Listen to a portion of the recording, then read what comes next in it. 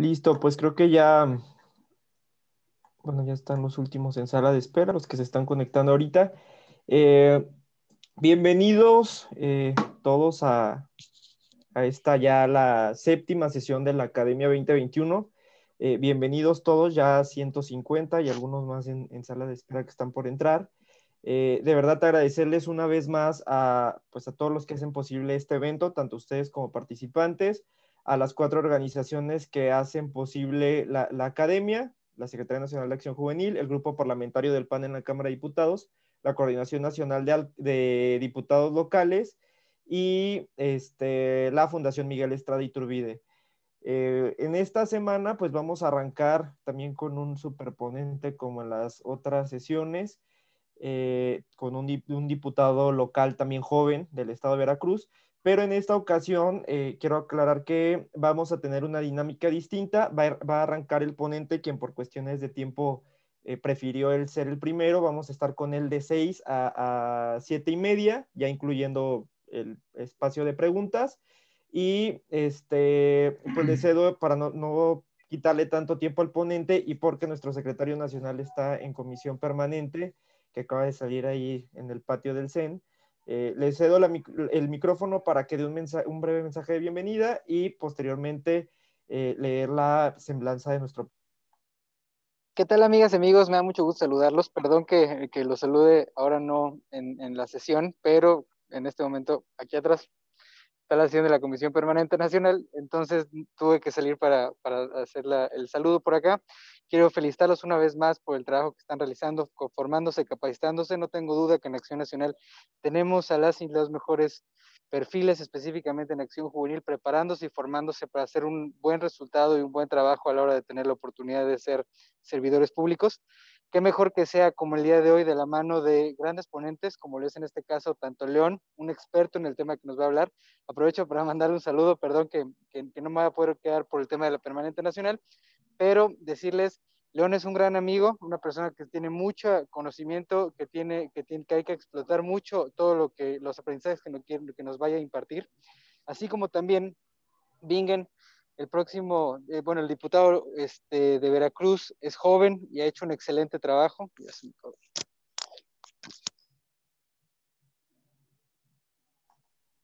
Creo que se quedó sin pila. Me dijo que estaba por quedarse sin pila.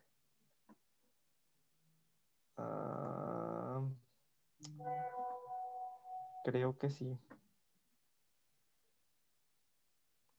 Bueno, digo, sí, igual para no quitar más tu tiempo, León, y que podamos aprovecharlo, te late si empezamos, igual y en un ratito yo creo que va a volverse a conectar, seguramente cuando estés terminando o tal vez antes, pero pues arrancamos, ¿te late?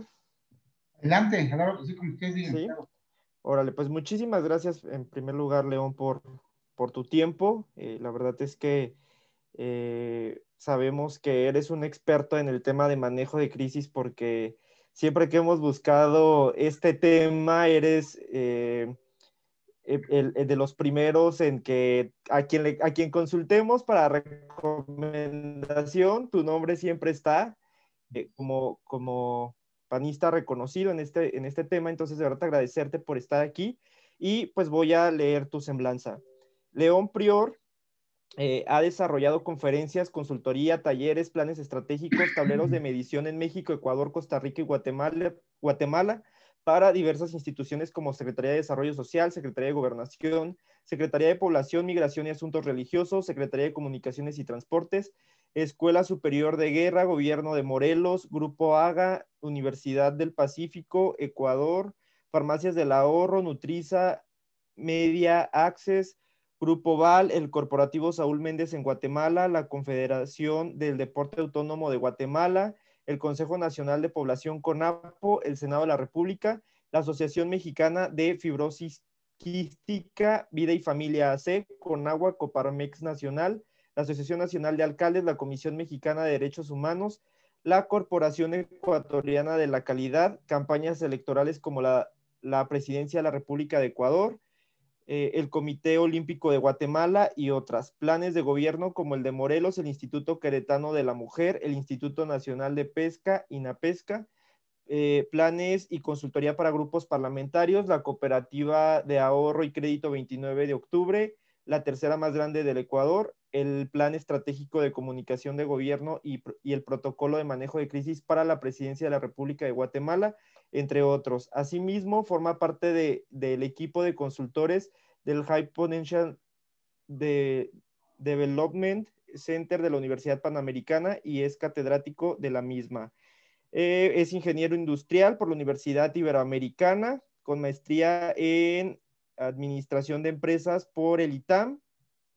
Cuenta con algunas certificaciones y sus cargos actuales es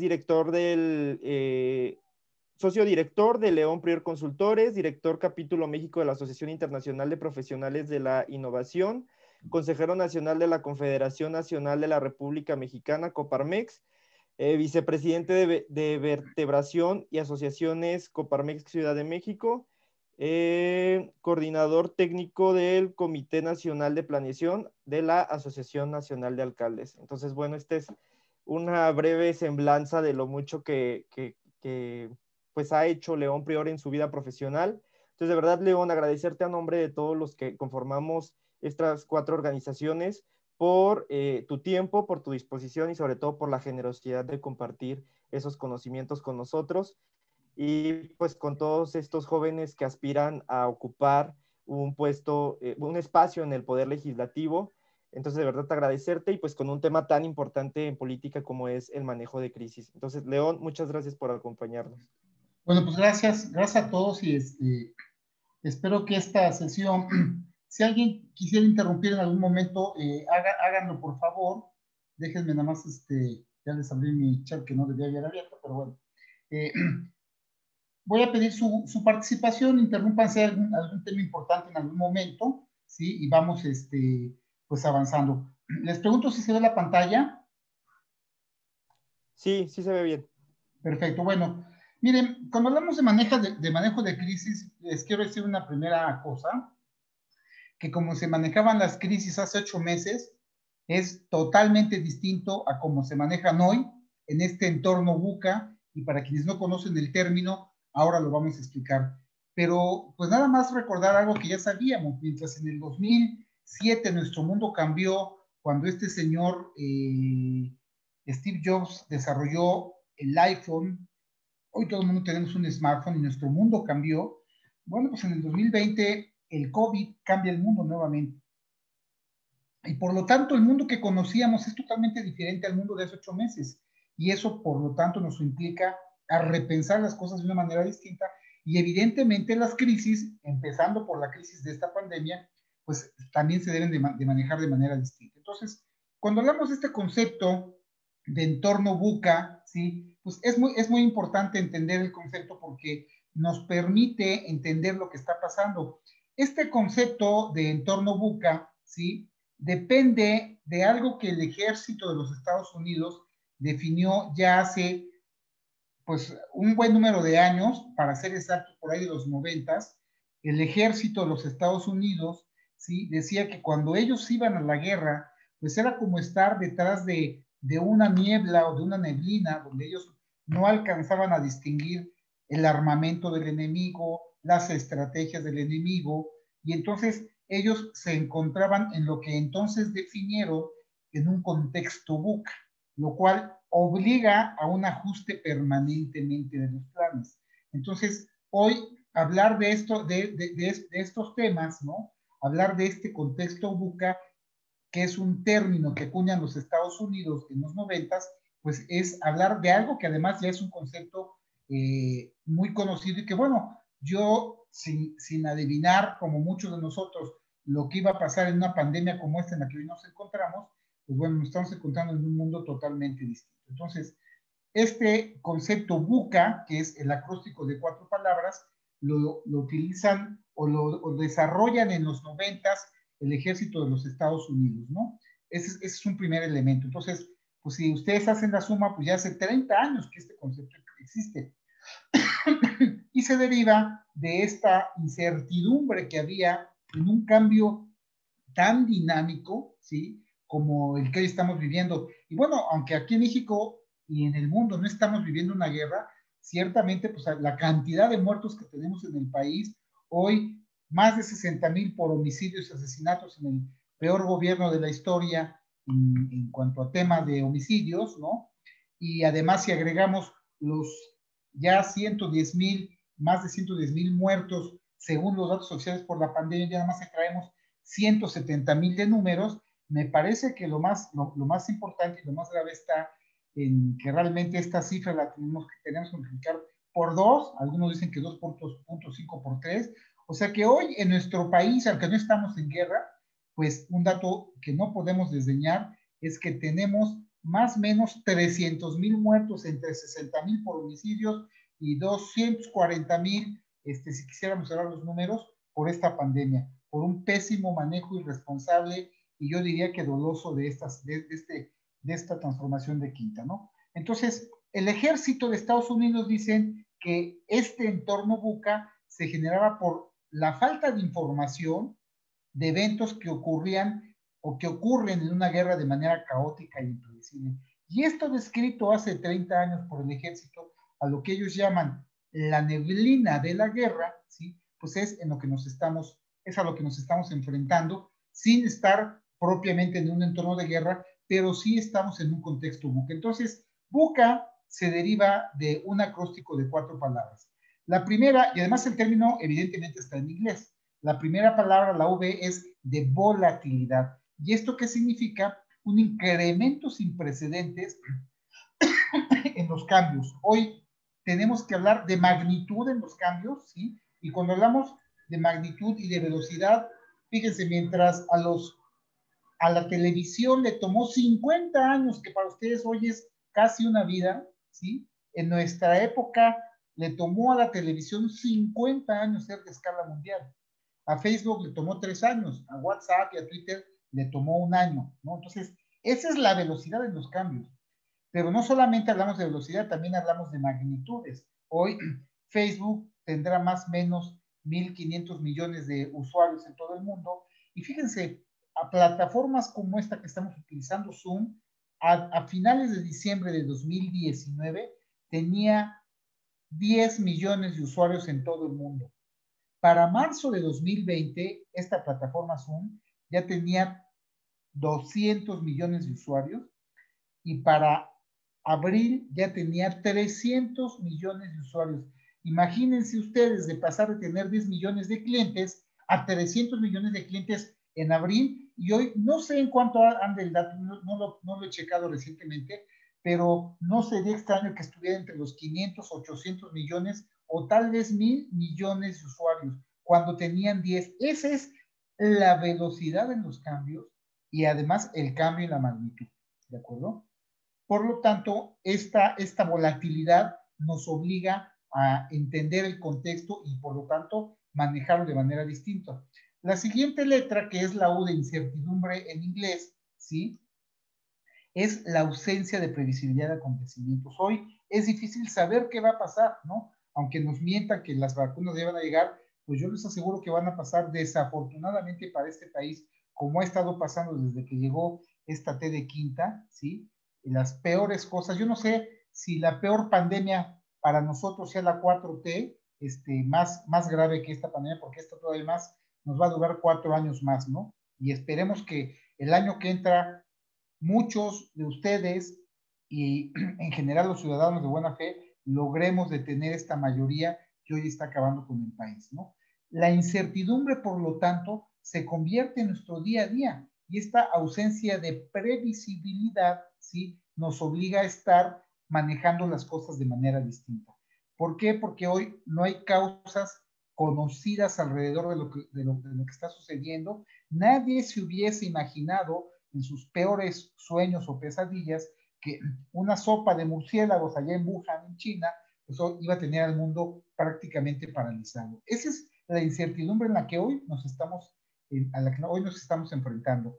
Pero no solamente eso, la C viene de la complejidad que hoy existe, esta interconexión y este caos que genera esta cantidad de partes interconectadas. Hoy hay gente aquí en este momento que están, pues algunos en Oaxaca, en Veracruz, otros estamos en la Ciudad de México, no sé si haya alguien inclusive fuera del país, y pues el que estuviera en París o el que estuviera en Oaxaca o en Ciudad de México, pues realmente no haría una gran diferencia porque hoy estamos compartiendo ante esta complejidad también estas posibilidades que nos da hoy la tecnología y este entorno, ¿no? Entonces, la complejidad evidentemente implica un caos y dificulta la toma de decisiones. Y vamos a hablar al rato precisamente de cómo debe ser hoy el manejo de crisis en un entorno VUCA. Y finalmente, ¿sí? La A de ambigüedad. ¿Y a qué se refiere este concepto de ambigüedad? Pues a la falta de claridad de lo que significan los eventos. Hoy difícilmente podemos predecir qué va a pasar. A lo mejor con esta 4T podemos predecir que el caos se va a seguir incrementando, que va a seguir creciendo. Eso lo podemos predecir con mucha facilidad porque es predecir qué pasaría si yo subo a manejar un tráiler pues a un niño de 12 años que a lo mejor ni siquiera sabe manejar. Bueno, pues esto lo que predice es que el tráiler, si lo logra arrancar, pues lo va a estrellar, ¿no? Y muy grave sería que además hubiera pérdidas humanas. Bueno, pues hoy tenemos manejando el tráiler de nuestro gobierno a una serie de incompetentes e ineptos, y además con una serie de recursos, porque además, pues hoy al tráiler ya le quitaron una serie de elementos por austeridad, y pues en algunos casos ni siquiera volante traen los trailers de esta 4T, y no sé cómo los están manejando. Entonces, hoy esta falta de claridad de los eventos,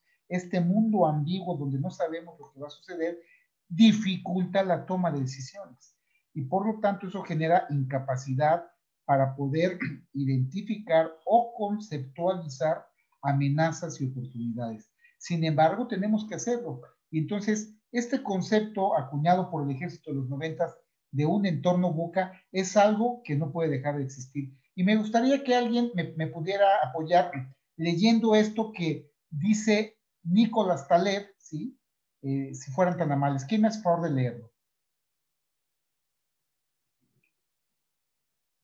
Todos tienen inhabilitado el micrófono, pero igual el primero que aparezca aquí que levante la mano, se lo habilitamos. A ver, ¿nos ayudas, Cata? Salma Vázquez de Guanajuato fue la primera que apareció.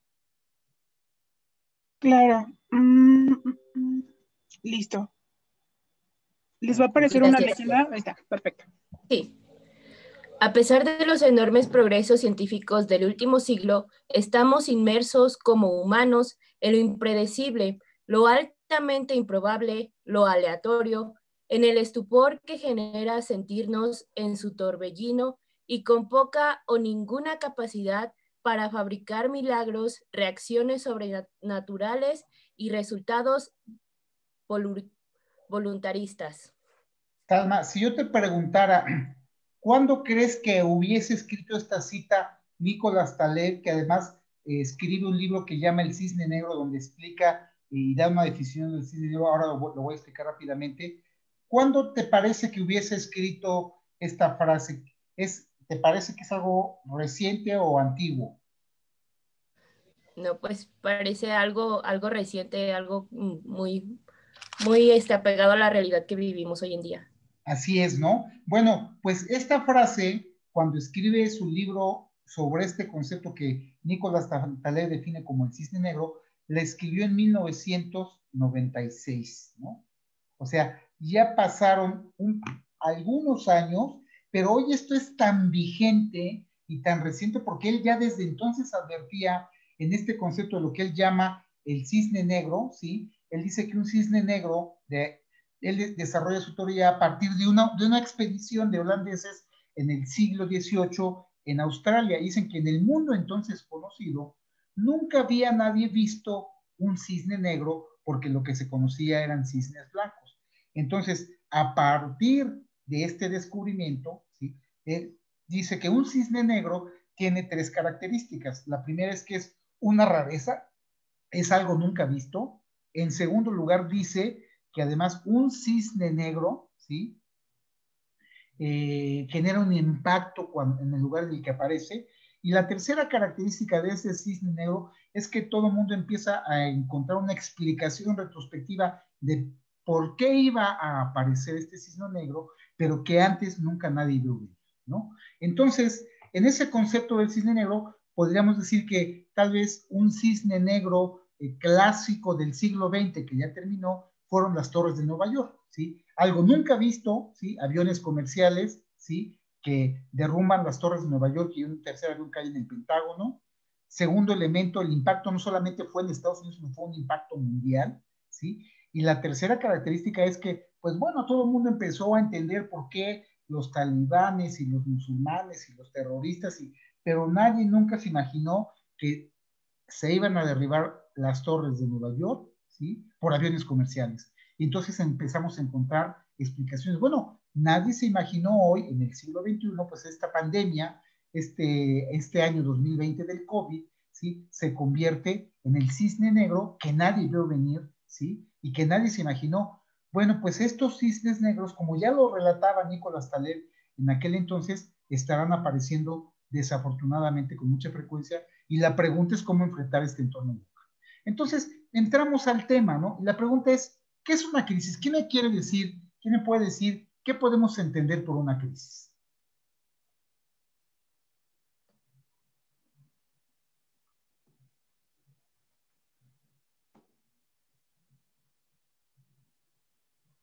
A ver, levantó la mano Cintia Arellano. Ay, a ver, es que se me mueve.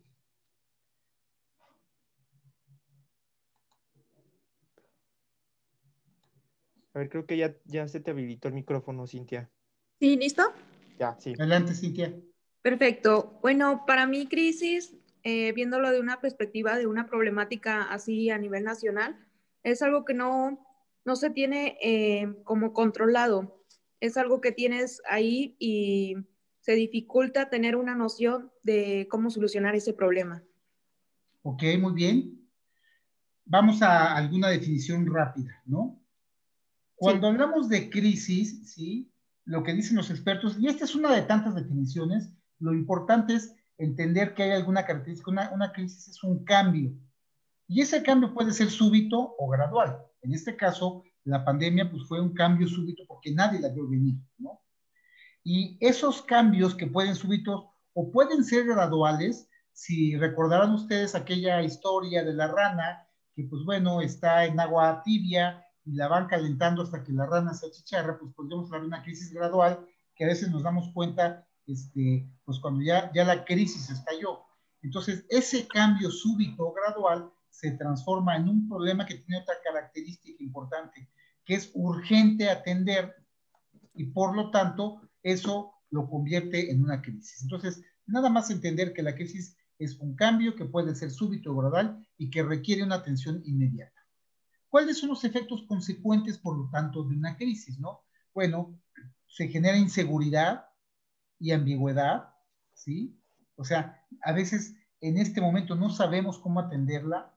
Yo creo que nadie se había imaginado que además la pandemia iba a durar tanto, y hoy desafortunadamente estamos en el peor momento y en el pico de la pandemia, cuando estos de la quinta T ya hablaban que la habían domado hace no sé cuántos meses, y decía este señor Gatell, ¿sí? Que 6,000 era un número catastrófico. Bueno, hoy estamos hablando de 110,000 y vamos a acabar seguramente diciembre con más de 120,000, y es una lástima, y en febrero o marzo estaremos rondando los 150,000 o más. O sea, son noticias terribles para este país y para muchas familias, ¿no? Pero hoy la crisis es inseguridad y ambigüedad. Implica una respuesta urgente, y además eso nos debe llevar a entender que nuestras decisiones para el manejo de una crisis deben generar un impacto desde una perspectiva estratégica. Y ya luego vamos a hablar un poquito de qué debemos entender por este concepto de estratégico, ¿no? Entonces, primero, ¿cuáles son las características comunes de una crisis? En primer lugar, hay una situación, ¿sí? No conocida, ¿sí? Hay que tomar distintos tipos de decisiones, depende de la característica de la crisis. El tiempo se convierte en un factor crucial. Hay amenazas conocidas y no desconocidas que tenemos que atender, y además implica el conocimiento de información que tenemos que recapitular con mucha velocidad, ¿sí? Otra de las características comunes de una crisis es que necesitamos tomar con la mayor celeridad posible control de esta crisis. ¿Y qué hay en una crisis? La presión. La presión, dependiendo del tipo de la crisis, de los afectados, la presión de la ciudadanía, la presión de distintos actores relevantes, ¿sí? La presión de los medios de comunicación, según el tipo de crisis del que se trata. Por lo tanto, la pregunta es, en este entorno VUCA, volátil, incierto, complejo y ambiguo, ¿cómo enfrentar una crisis? Porque hoy la crisis llegó para quedarse, como diría alguien, ¿no? Si hace muchos años decíamos que lo único permanente es el cambio, bueno, hoy la manera en que comprábamos cambió. El mundo que conocimos hace 8 meses, hoy es totalmente distinto. Y además, aunque habrá cosas que van a llegar, no a esta, perdónenme la expresión, de esta estúpida nueva normalidad, pues la normalidad o no es normalidad o no es nueva, sino de esta nueva realidad que vamos a enfrentar y que ya estamos enfrentando, ¿sí? Con todas las consecuencias y los efectos económicos, ¿sí? Esta nueva realidad es un mercado donde se han reseteado las cosas. Hoy los mercados vuelven a ser vírgenes, compramos de manera distinta, nos comunicamos de manera distinta. Si no hubiese habido esta crisis, hoy probablemente estaríamos, pues a lo mejor en una sesión en el Comité Ejecutivo Nacional del PAN, ¿sí? En su auditorio o en alguna otra instalación física. Y sin embargo, pues bueno, hoy, claro, a los que tendrían que viajar les hubiera generado un costo, movimiento, tiempo, dinero y esfuerzo. Y hoy, pues bueno, estamos desde la comodidad de nuestros hogares o de nuestra oficina, ¿no? Entonces, ese es el mundo VUCA. ¿Cómo se enfrenta? Bueno, en primer lugar tenemos que entender que la complejidad se tiene que traducir y desmenuzar en cosas simples, porque si no la desmenuzamos, es como un elefante. Si quisiéramos comernos un elefante, pues bueno, ya nada más de verlo nos indigestamos. Entonces, ¿esto a qué nos obliga? A decir, bueno, ok, a ver, el elefante, pues bueno, primero el rabito y luego una pezuñita, una patita, una orejita, la trompita, pues un pedazo del estómago. Los problemas se tienen que desmenuzar, sobre todo cuando el entorno es volátil, incierto, complejo y ambiguo. Pero hoy un elemento muy importante es que la tecnología se pone de nuestro lado. Hoy hay una serie de plataformas que nos permiten estar en constante comunicación y hoy tenemos que hacer, pues bueno, mítines digitales, ¿no?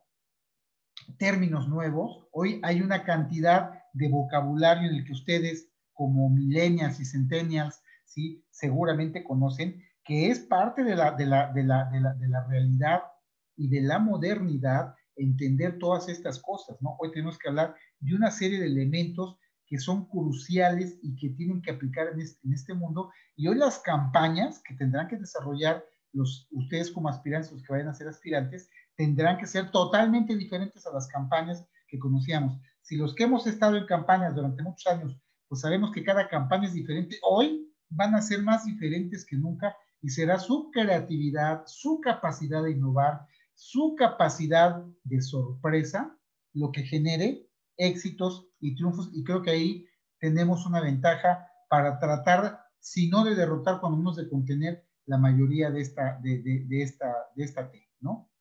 El diagnóstico y las tendencias, por lo tanto, son imprescindibles. Tenemos que estar ante un entorno tan cambiante, actualizando nuestros diagnósticos para facilitar la toma de decisiones.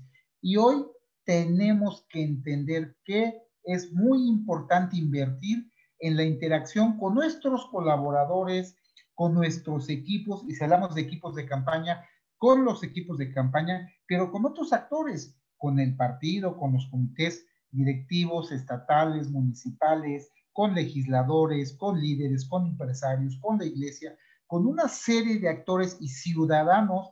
El actor más relevante siempre en una elección será la ciudadanía, que hoy está preocupada, que hoy está temerosa, que hoy está seguramente en muchos casos con los bolsillos, pues en algunos casos con pocos centavos y con una situación de mucha angustia. Tenemos que atender a esas expectativas y tenemos además que ser sensibles a esas necesidades. ¿Qué pasa entonces en la crisis? Bueno, hay un problema, se forman grupos, se endurecen en algunos casos posiciones, la comunicación se interrumpe, ¿sí? Se destinan recursos para la crisis o debieran destinarse, la crisis se expande, empieza a incluir a otros, las percepciones se desvirtúan y se dan por hechos, y entonces en una crisis la gente interpreta el teléfono descompuesto, generamos percepciones, las emociones evidentemente juegan un papel crucial, y se refuerza la sensación de crisis y de no control, de la falta de control. Esto es como podemos decir que es cómo se va detonando y cómo las crisis, en la medida en que se van manejando mal, pues bueno, van increciendo, ¿no? Entonces, una primera pregunta o disyuntiva es, ¿qué tenemos que hacer en una crisis? ¿Comunicar o no comunicar? A favor de comunicar, pues hay algunos planteamientos. En primer lugar, es entender que tenemos que tomar una iniciativa, la que sea, ¿sí? Y la iniciativa empieza por tratar de abordar y enfrentar la crisis, ¿sí?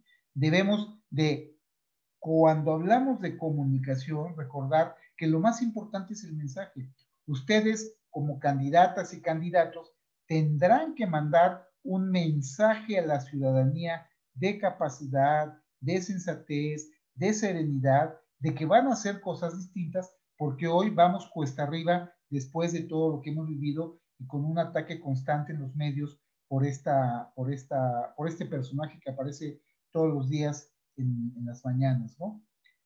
En una crisis también se debe demostrar que hay una preocupación por lo que está sucediendo y si además hay personas lastimadas o dañadas o cosas más graves, debemos demostrar compromiso con los afectados por la crisis y por lo tanto entender que tenemos que responder a determinadas audiencias y un primer reto es identificar cuáles son esas audiencias clave, cuál es este sector al que queremos comunicar qué mensaje.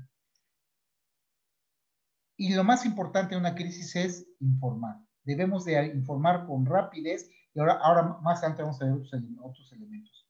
Y en contra, a veces se arguye que está de por medio las consecuencias, el prestigio, o a veces hay asuntos legales. Por eso es muy importante rápidamente cuando una crisis sucede, contar con la información, ¿sí? E integrar algunos elementos que voy a mencionar más adelante, ¿sí? A veces saber que en contra de no comunicar, el silencio puede decir cosas y además puede hacer que algunos desvirtúen el mensaje.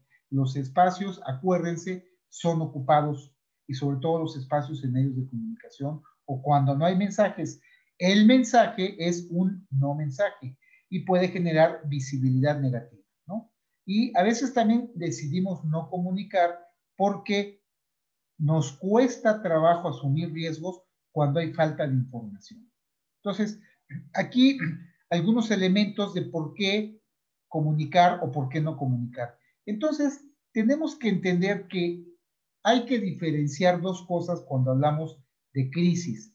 Una cosa es el manejo de crisis, es decir, vamos a suponer que en el edificio donde vivimos, el cuarto de bombas se incendia, ¿no? Pues bueno, hay una crisis y hay que manejar la crisis, ir por un extinguidor, llamar a los bomberos, llamar al administrador. Eso es el manejo de crisis. Pero más importante muchas veces que el manejo de crisis es manejar la comunicación en situaciones de crisis, porque el mensaje, lo que decimos, puede hacer una diferencia y puede facilitar el manejo de la crisis. Entonces, ¿qué elementos debemos considerar?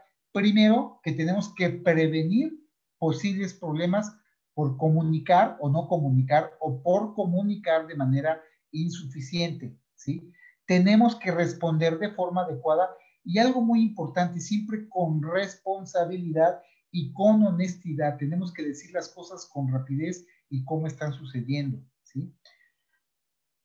Algo muy importante que espera la gente de los que protagonizan o los que están manejando la crisis es confianza. Necesitan ustedes generar confianza en esos públicos objetivos que tenemos que tener claro a los que hay que comunicar. Por ejemplo, en una campaña, si sale algún asunto, yo cuando apoyo hacer alguna campaña de algún candidato, pues lo primero que le digo es, pues dime tus pecados para saber qué va a pasar, dime a quién asaltaste o a quién robaste o a quién, lo digo de manera figurada, o a quién mataste, porque si algún asunto aparece en la campaña, hay que estar preparados para el manejo de una crisis que puede suceder. Entonces, necesitamos identificar públicos y lo más importante en una crisis es entender que tenemos que o recuperar la confianza o ir generando confianza. Por lo tanto, necesitamos entender que es muy importante gestionar la crisis y no a veces minimizarla. A veces queremos que las cosas no pueden suceder, pero recuerden que las emociones juegan un papel muy importante y por lo tanto para muchos o para algunos la crisis puede ser verdaderamente grave o preocupante. Otro elemento importante es trabajar, cuando es el caso, con las áreas de comunicación o medios, si es el caso, y máxime si hablamos de una crisis en campaña, de una crisis del partido, etcétera, ¿no? Hoy, de alguna manera, si ustedes escucharon hace poco, la semana pasada, en un reportaje que saca el señor Loret de Mola sobre la prima del presidente, y además, pues, cita cuando el presidente lee un documento donde dice que nadie de su familia, ni primos, ni familiares pueden tener, y resulta que el señor haya recibido pues millones de pesos en contratos, además de manera muy extraña en los últimos 2 años desde que llegó. Pues bueno, hoy hay un manejo de crisis de la 4T y hoy aparecen en los medios, habrá que ver que sea cierto, pues bueno, que le están suspendiendo contratos, ¿no? Pues eso es manejo de crisis, porque de repente esto va generando crisis. Bueno, todos estamos expuestos, sobre todo en las campañas, además a una serie de cosas, en este caso es un dato real, pero cosas y estas campañas negras para las cuales también hay que estar preparados. Entonces, hay que trabajar cuando hablamos de una campaña de comunicación. Acuérdense que una campaña es comunicación. Y otro de los elementos importantes, ¿sí? Cuando hablamos de la comunicación, es entender que tenemos que tener muy claro estos segmentos, porque para cada público seguramente o muy probablemente tengamos que generar mensajes diferentes, ¿no? Entonces, algunas estrategias frente a la crisis, ¿no? Bueno, primero, el silencio. El silencio puede no ser la mejor decisión, ¿sí? El silencio también dice algo. El rumor explica lo inexplicado. Y cuando hay silencio, pues el riesgo que se corre es precisamente, pues, el que los rumores, ¿verdad? ¿Sí? Expliquen cosas que no son las reales o lo que está sucediendo. Por otro lado, la negación. A veces nos cuesta trabajo o cuesta trabajo aceptar que se está viviendo una crisis y la negación solamente es válida si lo que se está diciendo es falso. Otra estrategia es la transferencia de responsabilidad, ¿sí? Es culpar a otros, ¿no? O culpar al muerto de la crisis. Tenemos que aprender a asumir las crisis y responsabilizarnos cuando están en nuestra cancha. Esa es una estrategia muy importante y no podemos estar transfiriendo la responsabilidad. O a veces lo que alguien diría la confesión. No basta con reconocer el problema, ¿sí? Sino que hay que decir, estamos actuando para resolver la crisis, porque como veíamos en uno de los datos anteriores, con alguna de las láminas anteriores, lo que necesitamos hacer como un asunto primordial en el manejo de crisis es generar confianza o recuperar confianza, ¿sí? Por lo tanto, hay dos caminos, ¿sí? Ante una situación de crisis. Por un lado, reaccionar de forma negativa, ¿sí? Encubriendo hechos, no enfrentándonos, y cuando se dicen mentiras, cuando no se dice la verdad completa, a menos que no sea necesario decirla, ¿sí? Será más difícil recuperar tal vez lo más importante que tenemos, o como instituciones o como personas, la reputación, la imagen. Entonces, el manejo de crisis y el manejo de comunicación de crisis deben de cuidar lo más relevante, que es la reputación. Y La otra alternativa, pues es el no estallar ante la crisis. Tenemos que mantener el control, mantenernos con serenidad, ¿sí? Agotar todas las posibilidades de organización para, si fuese el caso, recuperar esta imagen o reputación. Por lo tanto, necesitamos, como resumen de estas últimas láminas, entender que tenemos que ser más estratégicos y menos emocionales. Y aquí este viejo concepto de inteligencia emocional se convierte en crucial, ¿sí? Lo más adecuado en el manejo de crisis, por lo tanto, es tomar, cuando hablamos de comunicación, el control de la agenda, ¿sí? La agenda de la comunicación de crisis y establecer lo que ustedes saben que lo que se conoce como los términos del debate cuando hablamos de una crisis, si esta sucediese en una campaña, ¿no?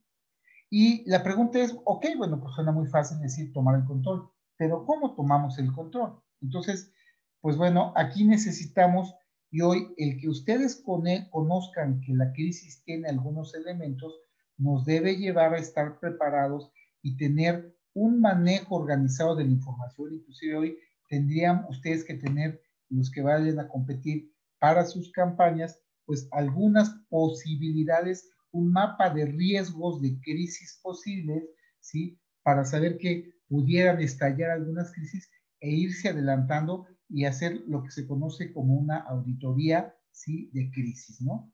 Entonces, por lo tanto, el manejo de la información generada todos los días y máximo cuando estamos en una campaña, pues nos debe de estar permitiendo diseñar una estrategia de comunicación que en su caso nos permita, si sucede, amortizar la crisis, ¿no? Algunas consideraciones finales sobre la estrategia. Estamos hablando de la comunicación de crisis. Muy importante y a veces más importante que el manejo en sí mismo de la crisis es la comunicación de cómo estamos manejando la crisis. Entonces, la comunicación efectiva siempre lo facilita todo, ¿sí?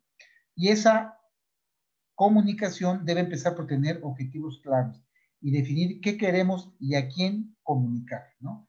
Y para ello debemos desarrollar, por lo tanto, una estrategia de comunicación. Aquí los expertos en comunicación son importantes porque hay que desarrollar una serie de piezas de comunicación que permitan dar los mensajes adecuados a los públicos que requieran.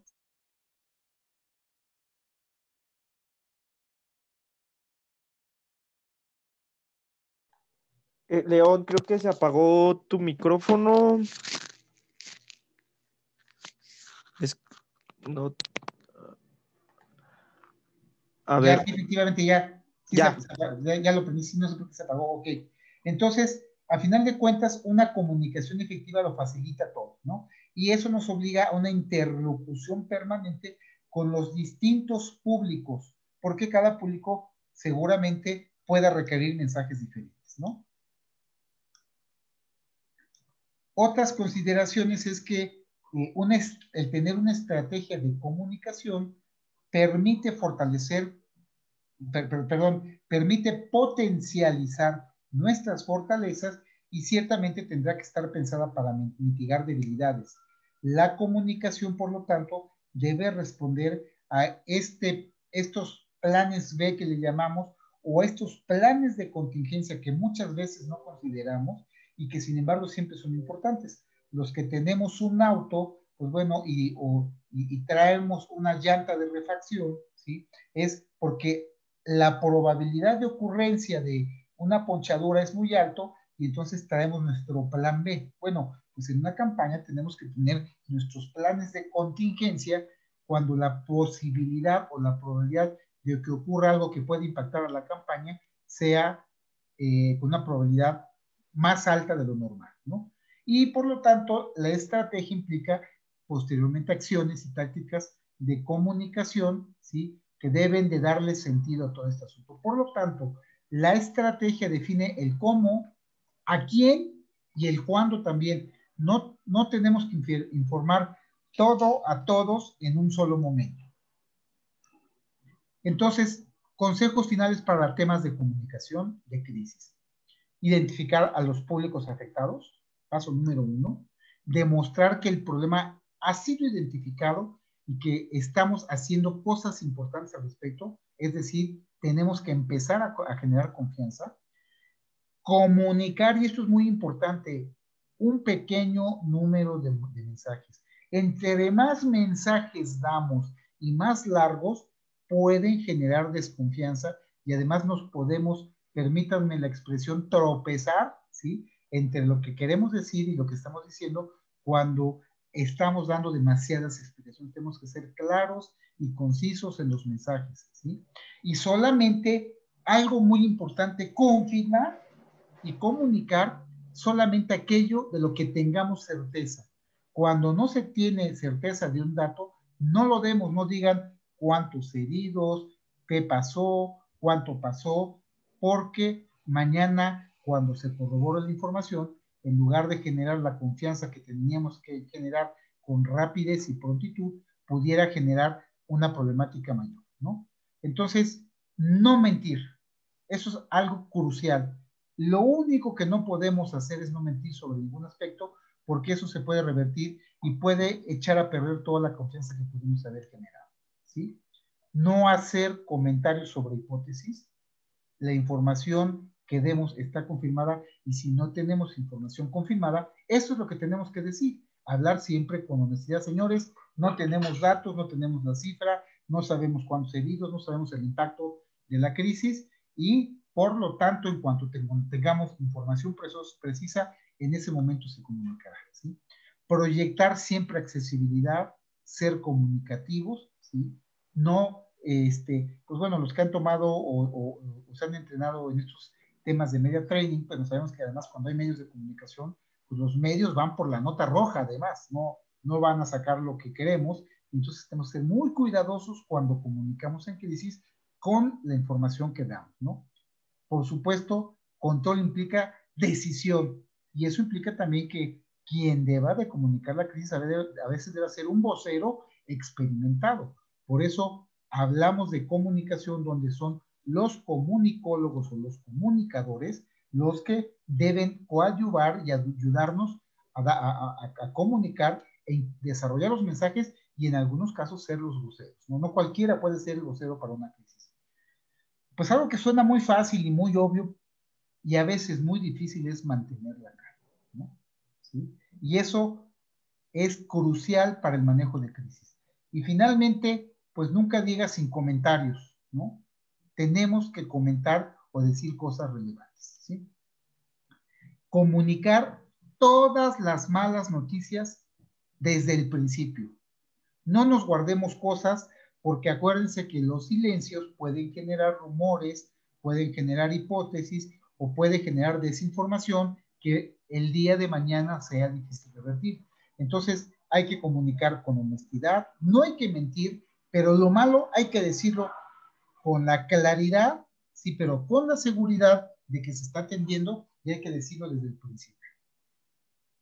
A excepción, como decimos hace un rato, de que no tengamos el dato de qué tamaño o de qué magnitud son esas malas noticias, hay que decir lo que hasta ese momento sabemos, pero sí avisar. Hay que pedir retroalimentación. A veces esta parte nos cuesta trabajo y cuando estamos inmersos y formamos parte de la crisis, la retroalimentación se convierte en algo crucial porque eso, refiriéndome a la parte anterior de generar confianza y de mantener la calma, pues bueno, normalmente alguien que no está inmerso en la crisis, que es un asesor o un consultor, probablemente pueda tener una opinión más mesurada y la retroalimentación, ¿sí?, y opiniones de nuestros mismos públicos nos pueden dar elementos para definir y para comunicar. Y es importante, algo que no hacemos cuando hay crisis, tenemos que generar lecciones aprendidas. Por lo tanto, hay que documentar las comunicaciones, primero para saber qué dijimos y no contradecirnos, y segundo, para saber que estamos comunicando cosas claras, sencillas, contundentes, bien informadas y que están generando tranquilidad. Tenemos siempre que, una vez que empieza a manejarse la crisis, evaluar la situación y realizar un monitoreo de la misma. Y un aspecto clave, no dejarnos de comunicar, no dejar de escuchar y estar siempre dispuestos y abiertos para decir, como ya lo dijimos, aquello que sí debamos de comunicar.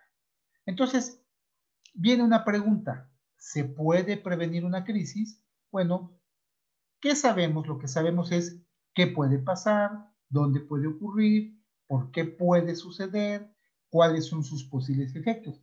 Si alguien hubiera dicho, oigan, puede haber una pandemia, bueno, pues a lo mejor dijimos, pues bueno, eso las conocimos en los siglos XVII y XVIII, pues bueno, esta pandemia de la gripe española, de la que se hablaba en los años 30, pero pues, o sea, como que pensar en una pandemia en pleno siglo XXI, pues bueno, si alguien lo hubiese dicho, pues bueno, lo hubieran tildado de loco. Y bueno, a lo mejor, pues este personaje ficticio pudo haber dicho qué podría pasar, qué podría ocurrir, efectos, pero lo que sí podemos saber de una crisis son algunos elementos, ¿no?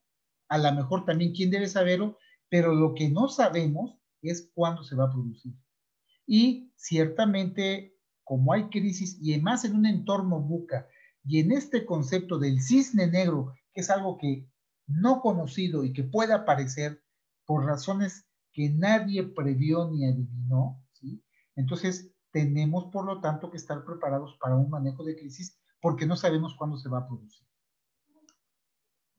Por lo tanto, es muy importante entender, ¿sí?, que tenemos que analizar la complejidad, ¿sí?, como lo dijimos, y me regreso a lo que ya habíamos explicado, cómo enfrentar un entorno buca, traduciendo los elementos de la crisis en hitos simples, ¿sí?, para facilitar la toma de decisiones. En una crisis tenemos que tomar decisiones con mucha rapidez.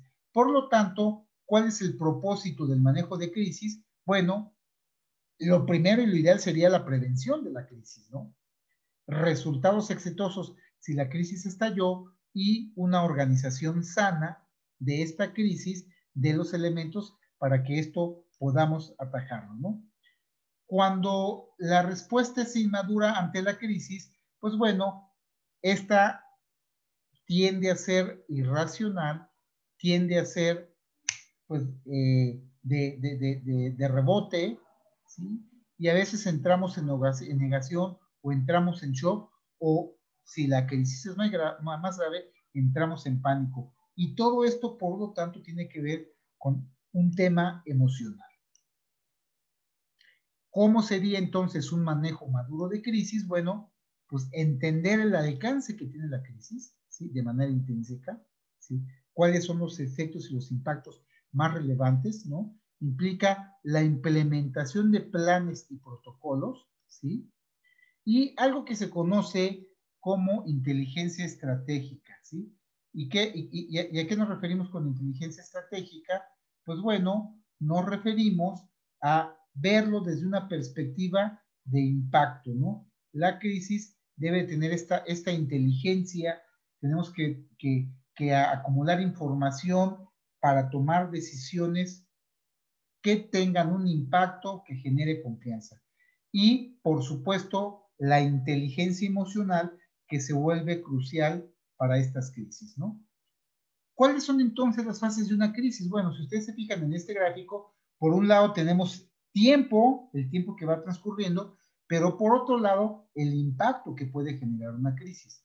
Entonces, cuando hay prevención, cuando estamos preparados porque tenemos planes de contingencia, ¿sí?, viene una campaña, pues ya sabemos que entre nuestros planes de contingencia, pues va a haber recursos abundantes por otro lado, va a haber campañas negras, van a tratar de desprestigiarnos, pues esto que ahora ya estamos oyendo que se pone de moda otra vez, ahora sí, el PRIAN ya lo sabíamos, la mafia del poder, o sea, tenemos que prevenir que eso va a suceder en las campañas y tendríamos ya que desde ahorita estar en su plan estratégico de campaña, considerando que se pueden detonar crisis y que tendremos que estar preparándonos para atender, ¿sí?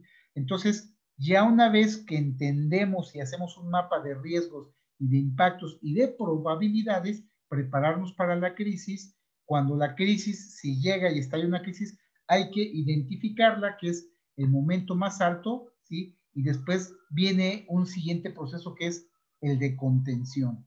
Pero cuando hemos adelantado cosas, esta contención puede ser con mucho mayor rapidez. Lo grave es que la crisis llegue a picos que a veces podamos no manejar. Ya que vamos conteniendo la crisis, entonces entramos ya a procesos de solución de la crisis y algo que normalmente no hacemos, miren, no solamente en la crisis, hacemos campañas, hacemos muchas cosas en nuestras organizaciones, en el partido, en la vida, pero olvidamos aprender y olvidamos gestionar este aprendizaje, y cuando hablamos de aprendizaje es que no estamos generando lecciones aprendidas que el día de mañana nos puedan ayudar a entender cómo se resolvió una crisis, y aunque las crisis siempre serán diferentes, sin embargo tenemos que ir generando catálogos de aprendizajes, ¿no? Y finalmente, pues bueno, viene la recuperación de la crisis. Estas podrían ser de manera genérica las grandes fases de una crisis, ¿no? Entonces, vamos a ver 6 etapas de cómo manejar una crisis. Ya pasamos del tema de la comunicación, que es crucial, y ahora vamos a entrar un poco más al manejo propiamente de una crisis. Claro, si la comunicación no se manejó adecuadamente, el manejo propio de la crisis puede ser muy complicado. Entonces, el primer paso, aunque suene tal vez un objetivo muy difícil de alcanzar, pues bueno, lo primero que quisiéramos es evitar la crisis. Ese sería un primer elemento. Y si no, prepararse para manejar la crisis. El siguiente elemento es reconocer cuando hay una crisis, porque cuando entramos en shock o negación, podríamos no estar reconociendo que está sucediendo una crisis, y cuando ya reconocimos y nos dimos cuenta con elementos en este análisis temprano de que estamos entrando a una crisis, tendremos que pasar rápidamente a contener la crisis. Y ya que la contuvimos, así como lo veíamos en el gráfico anterior, pues habrá que entrar a la parte de resolver la crisis. Y crucial, aprender de las crisis. ¿Qué aprendimos y qué cosas tendríamos que hacer diferentes en un futuro? Cuando hablamos de evitar la crisis, entonces el primer objetivo, decíamos, es prevención, ¿sí? Y si hay cosas que sabemos que puedan suceder y no estamos haciendo caso, pues entonces no estamos teniendo prevención. Y ese es el primer elemento, un primer elemento crucial para la crisis, ¿no? Prevención. Y entonces hablábamos hace un rato de que una de las cosas, una de las buenas prácticas que se recomiendan o para una organización, en este caso para una campaña política, pues es hacer una auditoría de crisis, ¿sí? Y cuando hablamos de hacer una auditoría de crisis, nos referimos a integrar una planificación dentro de nuestro plan estratégico de la campaña, planificar como uno de los elementos de ese plan estratégico un plan contingente por si sucediera una crisis. Normalmente en las campañas hay crisis de distinta índole. Hay que estar preparados y hay que conocer estos elementos. Hay que tener inclusive formatos y elementos. Ahora les voy a compartir cómo se hace un mapa de riesgos para poder ir anotando y previendo el manejo de estas crisis. Eso también implica, por lo tanto, identificar cuáles son los riesgos más importantes en los que cada uno de ustedes se va a encontrar en las campañas, ¿no? Y algo que a veces resulta muy importante, tanto para una organización como para una campaña, el integrar un comité de crisis. Y ese comité de crisis debe estar integrado por expertos. Y por supuesto, este análisis FODA, fortalezas, oportunidades, debilidades, amenazas, ¿sí? Pero además entender las expectativas de los ciudadanos, de los electores, y además qué está pasando, qué están haciendo los adversarios, ¿sí? Son 6 elementos, los 4 del FODA y otros 2 de lo que está pasando, de actores relevantes y de lo que nuestros votantes o la ciudadanía está esperando, son elementos cruciales que deben de estar como parte de los ingredientes de este plan estratégico, ¿no? Y algo que a veces nos sucede, no solamente en una crisis, sino en lo general, esta vieja máxima de que mucho abarca, poco aprieta. Tenemos que centrarnos en las 2 o 3 áreas cruciales de la crisis, lo cual implica una preidentificación, y por lo tanto, cuando hacemos nuestra auditoría de crisis, tendríamos que estar pensando en reducir esa lista a los riesgos que pudieran tener el mayor impacto. El segundo paso, entonces, decíamos, para manejar la crisis es prepararse. Y la preparación empieza con la evaluación de los riesgos, ¿sí? Ahora, nada más, ¿quién me hace favor de leer la siguiente lámina? ¿Sí? ¿Quién levanta por ahí la mano? Adelante, por favor. Sí, la levantó Isaac Alonso Garduño del Estado de México. Adelante, Isa. Claro que sí, con mucho gusto. Sí, identificación. Si le dan clic, por favor. Defina y describa. Estimación, probabilidad e impacto. Evaluación. Entonces, lo primero es que tenemos que definir cuáles son los riesgos que estamos identificando. Y después de definirlos, habrá que estimar cuál es la probabilidad de ocurrencia, ¿sí? Y el impacto. ¿Quieres leer la siguiente, Isaac, por favor? ¿Qué es un riesgo? Sí, con gusto. Riesgo es aquel incidente que de suceder genera un alto impacto. Entonces, es importante esta definición porque lo primero que tendríamos que hacer ahora que empiecen ustedes sus planes de campaña, tendrán que como una de las tareas y como un elemento importante en sus planes estratégicos de campaña, identificar los riesgos en los que en lo particular cada una de sus campañas, a los que en lo particular cada una de sus campañas o ustedes como candidatos se van a enfrentar. Y entonces el riesgo es todo aquello que pudiese suceder y que genere un alto impacto para la campaña, ¿no? Entonces, cuando hablamos de esta evaluación del riesgo, es un tema de planeación, de identificar los recursos con los que contamos y además hacer un monitoreo permanente una vez que esto ha sido identificado para tener control del riesgo. Entonces, aquí la recomendación es hacer un mapa de riesgos. Si ustedes se fijan, en la parte de arriba tenemos que poner del 1 al 10 qué tan probable es que ocurra un riesgo. Entonces, si yo digo que la probabilidad de ocurrencia es de 9, ¿sí? Pues bueno, esto lo hace un riesgo con alta probabilidad. Ahora, la otra cosa que hay que medir es, podemos tener un riesgo de muy alta probabilidad de ocurrencia, pero de muy bajo impacto. Entonces, lo que nos interesa a nosotros es entender y dividir este gráfico en 4 cuadrantes. Cuando el impacto es de 0 a 5 y la probabilidad de que ocurra es de 0 a 5, pues bueno, es un riesgo de esta magnitud que realmente pues es un riesgo que de alguna forma podemos mantener controlado, ¿sí? Y esto pues bueno, implica esta parte. Cuando el riesgo está en este cuadrante, es decir, es de mucho impacto, el riesgo puede tener un gran impacto, pero es poco probable que ocurra. Aquí nada más hay que mantener todo un sistema, un proceso de seguimiento, porque el impacto puede ser grande. Sin embargo, es poco probable que ocurra.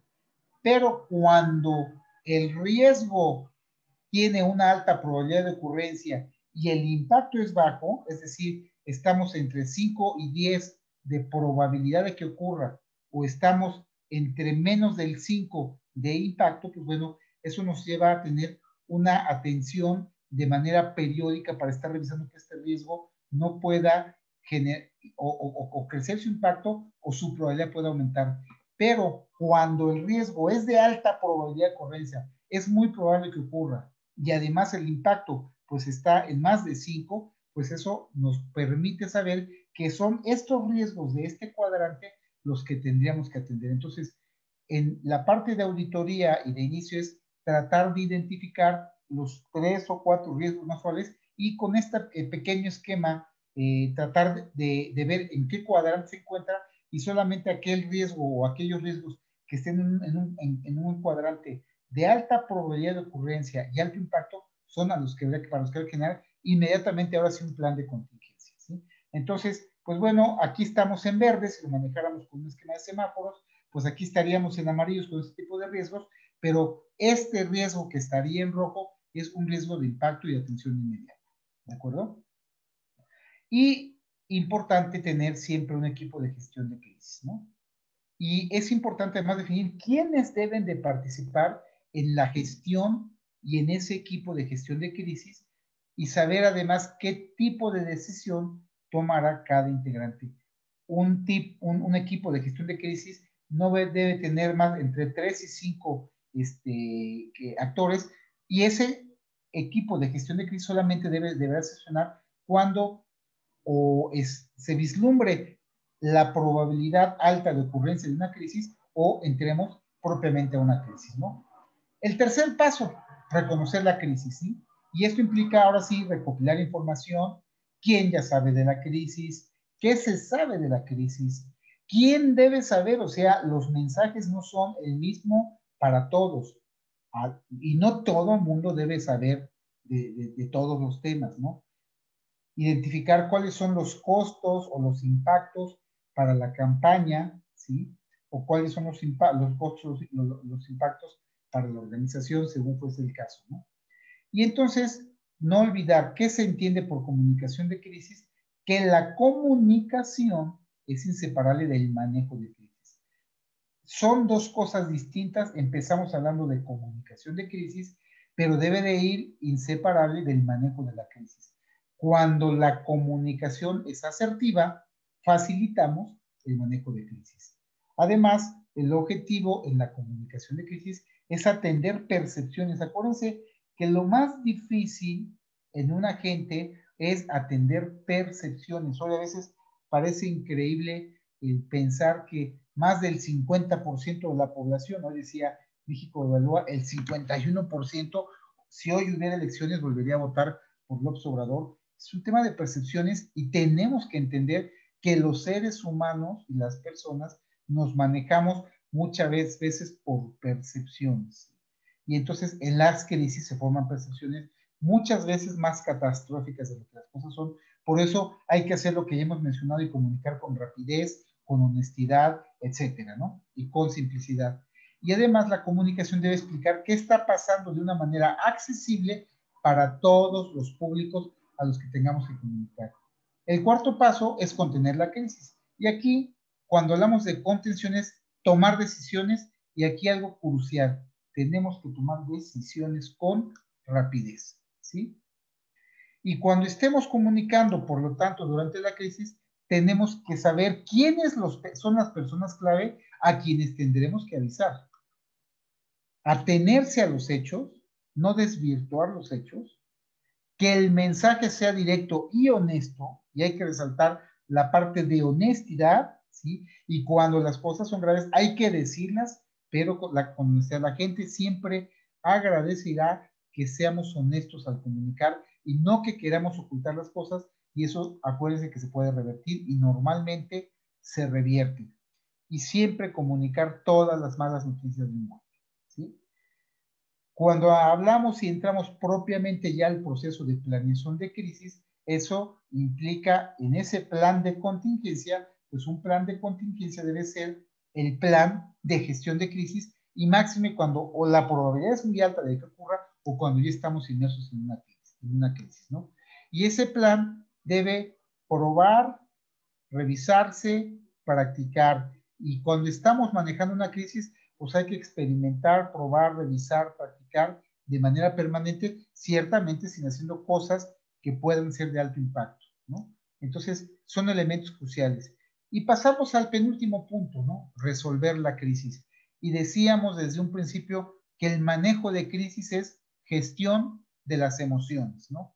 En una crisis se generan muchas emociones porque hay percepciones, y percepciones donde la gente teme, ¿sí? Donde la gente piensa o espera desenlaces negativos. Hay que anticipar que la crisis se va a controlar, hay que anticiparle a nuestro público que habrá un desenlace potencial por ese temor al desastre que hay, y además comunicar a la gente que nuestro deseo es que la crisis se solucione. Y aquí el rol de ustedes como líderes se convierte en un rol sumamente relevante, porque el líder enfrenta la crisis, se mantiene alerta a la crisis y mantiene el foco en las prioridades. Claro, si no existe lo anterior, pues es difícil identificar cuáles deben ser esas pocas prioridades. Y otro de los roles cruciales del líder es evaluar la crisis y responder, como ya lo hemos dicho en láminas anteriores. Y finalmente actúe, ¿no? O sea, no, las crisis se resuelven haciendo cosas, actuando. Y por lo tanto, es importante tener este plan de contingencia, pero activarlo cuando sea necesario y activarlo con la celeridad que se requiere en el caso, ¿sí? Ayudar a que todos trabajen en conjunto y algo que a veces sucede, no es el momento cuando estamos en una crisis de culpar a los demás. Ya vendrá en la parte de lecciones aprendidas, lo demás, la evaluación, pero en ese momento lo que es crucial y relevante es manejar la crisis, controlar la crisis, contener la crisis antes que culpar a otros. Y bueno, algo que parece evidente, pero a veces nos cuesta mucho trabajo porque acuérdense que las crisis, algunas de ellas tienden a paralizarnos, pero lo que hay que hacer es precisamente hacer lo que hay que hacer, ¿no? Por lo tanto, hablar de inteligencia implica un monitoreo continuo de la información y sobre todo hoy los medios y las redes sociales se convierten en una fuente crucial para las campañas, ¿no? Tenemos que entender la opinión de los públicos internos y externos, perdón. La opinión de los electores es muy importante, cómo se siente el ciudadano, liderazgos, autoridades y una serie de organizaciones de la sociedad, empresarios, iglesias, etcétera, que van a jugar un papel relevante o preponderante, ¿sí? 3 características de éxito para manejar una crisis es, primero, preguntarnos, ¿se renovó la capacidad del equipo de crisis? ¿Sí? ¿Aprendimos de la crisis? Segundo elemento, ¿se minimizaron con prontitud los daños que se estaban generando en la crisis? Y el último y muy importante, ¿se aprendieron lecciones? ¿Sí? Esas características nos van a permitir en un entorno VUCA donde las crisis pueden y seguramente aparecerán con mayor frecuencia de la frecuencia a la que estábamos acostumbrados a manejar crisis, pues a que esas lecciones aprendidas nos faciliten ir avanzando en ese sentido. ¿De acuerdo? Por lo tanto, viene el último elemento, ¿no? Aprender de la crisis. Y esto es crucial porque como muchas de las cosas que hacemos en nuestra vida, en nuestras organizaciones y en las campañas, es que tendríamos que estar generando lecciones aprendidas y esto nos debe llevar a una auditoría post-crisis. Es decir, ya una vez resuelta la crisis, esta auditoría posterior a la crisis debe implicar una evaluación de todo lo que vivimos en esta crisis, de lo que sucedió, de cómo respondió la gente, cómo respondimos nosotros, ¿sí? Cómo generamos confianza o fuimos, en su caso, incapaces de generar esa confianza, ¿sí? Porque esto debe permitir que vayamos haciendo nuestro ajuste a nuestros planes de contingencia a partir de esta evaluación después de la crisis, ¿no? Si no se generan lecciones aprendidas, pues bueno, ya saben que estamos condenados, como ahora le está pasando a este país. Quien no conoce la historia, pues está condenado a repetirla, y hoy pues estamos repitiendo la historia que vivimos en los 70s, en los 60s, con una crisis de que ahora les toca a estos, y estamos regresando a los viejos esquemas de autoritarismo, de antidemocracia que vivimos hace muchos años. Bueno, ustedes son chavos la mayoría, pero nosotros, pues bueno, queremos regresar además a algo que creíamos desterrado, que era pues estos esquemas que en nuestra época hablábamos de comunismo y de socialismo, pues bueno, hoy es una realidad como nunca pensamos que se fuera a vivir. Y esta carga ahora van a tener ustedes que tenerla bajo sus hombros y tener que hacer cosas importantes porque nosotros somos incapaces de contener esto que ahora estamos viviendo, ¿no? Entonces, importante, ¿por qué hay problemas para predecir la crisis? Bueno, porque nuestro mecanismo para estimar probabilidades, no tenemos mapas de riesgo, ¿sí? No estamos tratando de prevenir adelantándonos. Nuestros esquemas de prevención de cosas son demasiado anticuados ante hoy un entorno volátil, incierto, complejo y ambiguo que es este entorno y este mundo VUCA en el que estamos viviendo, ¿sí? Y porque nos resistimos a la idea de que hoy hay mayor imprevisibilidad de lo que puede suceder de lo que estábamos acostumbrados. Nos vamos o nos retraemos a nuestra zona de confort porque a veces resulta aterrador, ¿sí?, pensar que lo que ocurre pues son cuestiones de azar. Y sí, ciertamente muchas son cuestiones del azar, pero pues otras son la consecuencia de una serie de causalidades, no de casualidades, sino de una serie de eventos que se van concatenando y que nos llevan a eventos como el que ahora estamos viviendo. Entonces, entender las causalidades, la relación causa-efecto, también nos puede ayudar a desencadenar en un concepto que hace muchos años algún autor llamaba sincronicidad, cómo hacemos que mediante la causalidad, ¿sí?, logremos que la gente vote conscientemente y vote a favor de los ciudadanos de buena fe y a favor de un México progresista, innovador y pues bueno, todo lo que ustedes saben en su campaña.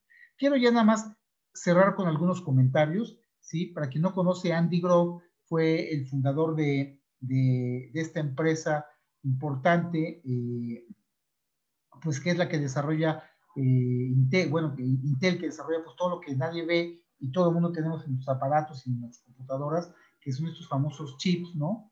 Y él decía en un libro que escribe que se llama Solo los paranoicos sobreviven, que en el tiempo hay un momento donde se generan procesos de crecimiento, de mejora, pero hay momentos de inflexión, lo que él llama el punto de inflexión estratégico en segmentos o sectores. Hoy me parece que estamos en un punto de inflexión en las campañas. Las campañas se hacían de una manera, seguirlas haciendo si no identificamos que estamos entrando a este punto de inflexión estratégico. Esto es, parafraseando a García Márquez, pues es la crónica de una campaña, ¿sí?, perdida. Entender que estamos en un punto de inflexión nos debe a pensar en que las campañas deben hacerse totalmente distintas. Es un solo momento en el tiempo en donde todo cambia irreversiblemente y me parece que estamos en este momento, en este punto de inflexión, lo cual los debe llevar a ustedes a hacer una campaña de tal manera que el crecimiento de preferencia electoral, de conocimiento de sus votantes, los lleve a ganar a la mayoría de ustedes, ojalá que a todos ustedes, ¿no?, las próximas elecciones del 2021, porque lo necesita este país y lo necesita México. Pero de entender que estamos en este punto de inflexión debe obligarnos a hacer cosas totalmente distintas. Y entonces entramos a un tema que es crucial. Hoy la alternativa es innovar o desaparecer. Y la innovación, por lo tanto, implica crear valor.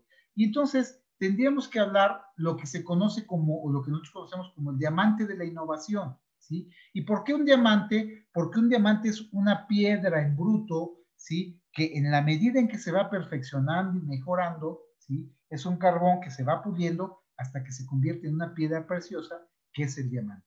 Y entonces, ¿cuál debiera ser el diamante, nada más como un consejo rápido, para una campaña? Pues bueno, depende de varios factores que deben estar interrelacionados. Y lo primero es, queridas amigas y queridos amigos, que ustedes tienen que hacer una estrategia de innovación en sus campañas. Pero esa estrategia, ¿sí?, debe además estar acompañada de un sistema de medición, evaluación y una mejora que debe ser de un día para el otro, ¿sí? Si no tienen un tablero de campaña con los indicadores clave que les permita saber que están subiendo en conocimiento y en preferencia electoral, ¿sí?, pero esos son los indicadores de resultado. Hay que trabajar en los indicadores predictivos, que es cómo está trabajando su equipo de campaña, cómo están generando pues estas interrelaciones, estos likes, estas visitas, estas campañas que hoy tendrán que ser virtuales, estos hoy mítines digitales, que es el nuevo concepto. Tendremos que tener mítines en estas reuniones como la que estamos teniendo en este momento, pero ustedes con sus posibles votantes, ¿no? Y entonces el otro elemento que debemos interrelacionar es pasar a la ejecución. En una campaña no hay tiempo de cultura y a veces muy poco de aprendizaje. Tenemos que ejecutar el plan de campaña y eso sí, liderar para la innovación. porque la gente y lo que este país necesita es innovación. Y ahora sí, su portafolio de estrategias, que deben ser pocas y contundentes, debe de gestionarse, y esto implica al centro de este diamante, que es la estrategia, la medición, un sistema de ejecución y la gestión. Hoy hablamos de agilidad, ¿sí? De rapidez de ejecución. Debe tener al centro procesos de innovación que permiten interrelacionar todos estos elementos, porque esto implica tener un enfoque sistémico en sus campañas. Estos elementos, de una manera desalineada, seguramente no van a generar la sinergia que deberían generar para que ustedes puedan ganar campañas con contundencia. Por lo tanto, tendrán que implementar un sistema de gestión de la innovación que debe ser integral e interconectado. Y cuando decimos sistémico y sistemático, es decir, que debe haber un sistema de gestión de la campaña, y sistemático es todos los días tendremos que estar implementando ese sistema que se desarrolla. Por eso hablamos de recurrencia y de predictibilidad, ¿sí? Con lo cual una campaña se puede convertir en una campaña exitosa. Y nada más citando algún tema, ¿sí? En temas de innovación, ¿sí? Esto implica, cuando hablamos hoy de estos conceptos, es dirección estratégica de la innovación, ¿sí? Entender los contextos y las tendencias, trabajar hoy el liderazgo, queridas amigas y queridos amigos. Hoy es distinto al liderazgo que conocimos en el pasado, y cuando digo del pasado me refiero a hace 8 meses, ¿sí? Tenemos que tener planeación innovadora, tenemos que crear hoy, les decía, no cultura, sino ejecución en la innovación, generar desde este momento competencias y comportamientos distintos si queremos ganar la campaña, ¿sí? Y además tenemos que empoderar a todos los colaboradores y a todos nuestros equipos de campaña. Y un tema importante es no olvidar que tenemos que dar reconocimientos y retroalimentación. Pero los procesos operativos de la campaña tienen que ser innovadores. Y eso implica hoy entender los insights de los clientes, lo que se conoce como los just to be done, entender lo que hoy el elector, lo que el ciudadano, que sería nuestro cliente, está esperando, porque a partir de lo que él espera, podemos crear una propuesta de valor. Y eso implica, por lo tanto, pasar a temas, ahora sí, de gestión de ideas mediante procesos de innovación.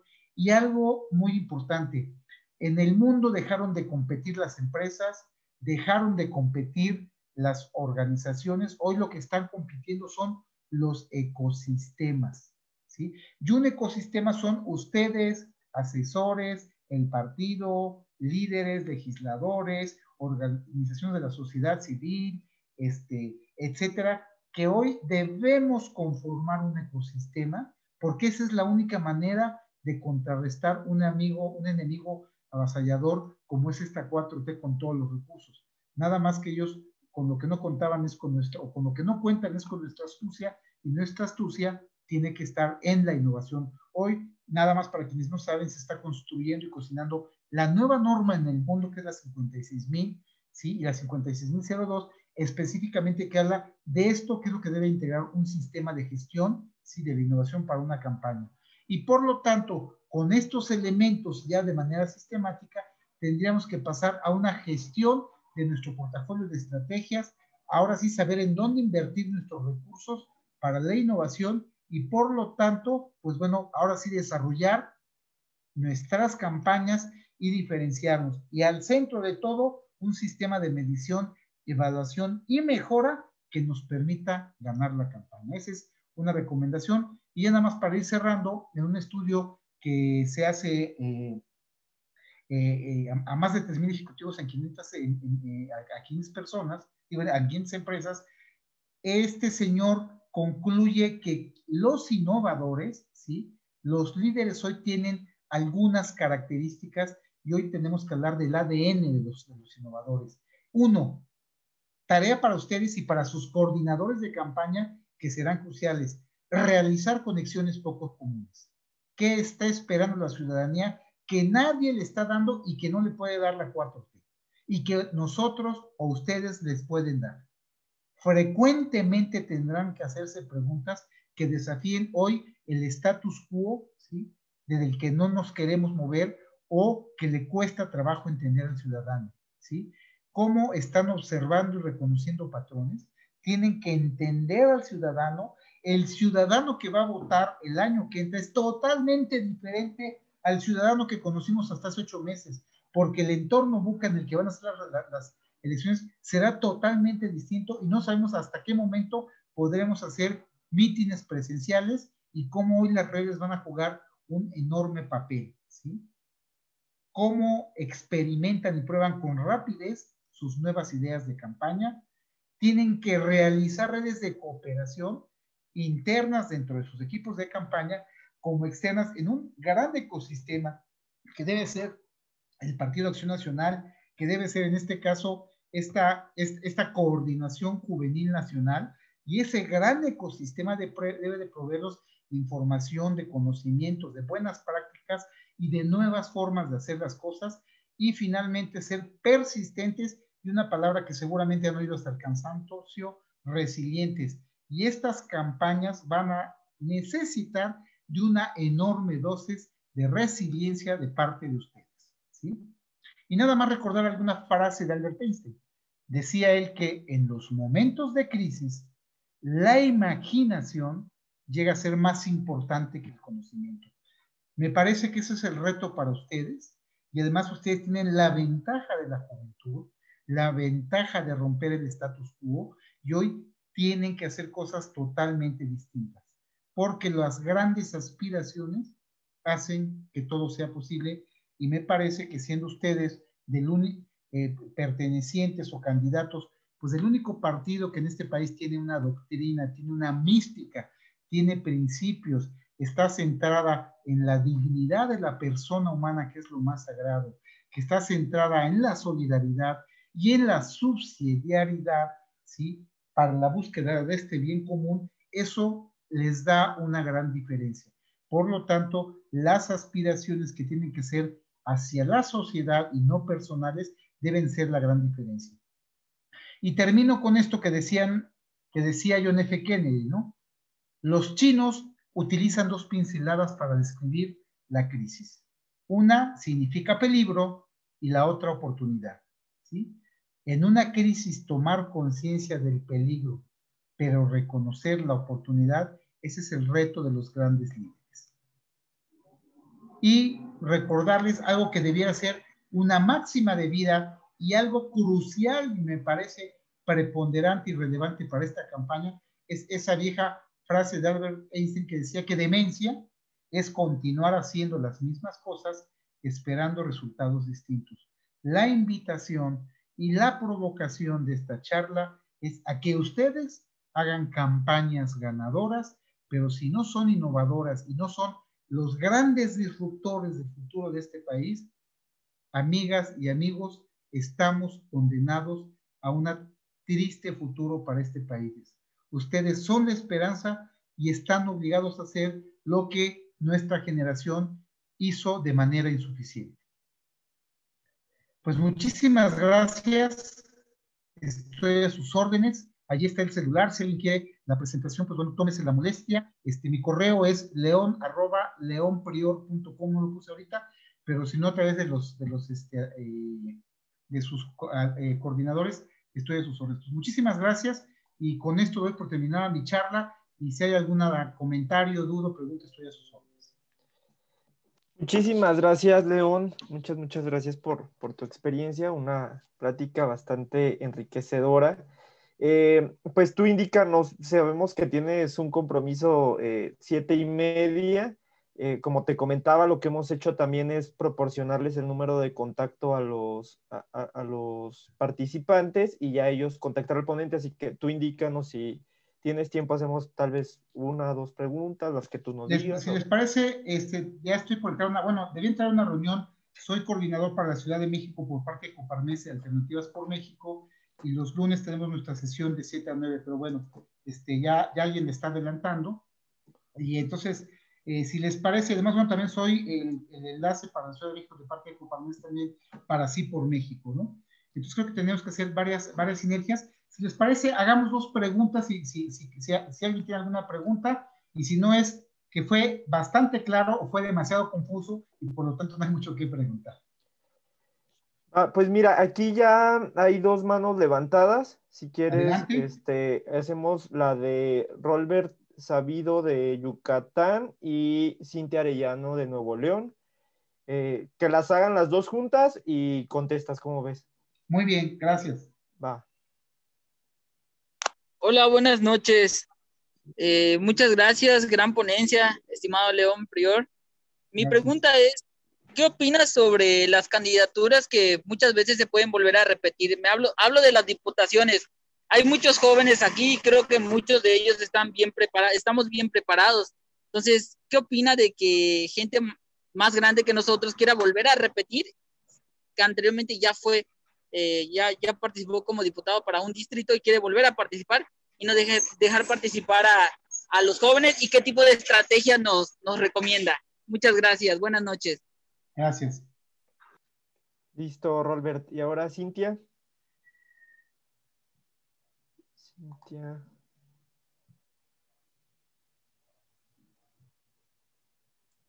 Creo que ya puedes prender tu micrófono, Cintia.